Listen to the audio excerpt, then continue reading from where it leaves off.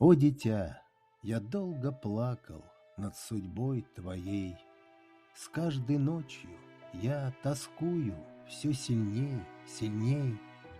Знаю, знаю, скоро, скоро на закате дня понесут с могильным пением хоронить меня. Ты увидишь из окошка белый саван мой, и сожмется твое сердце от тоски немой.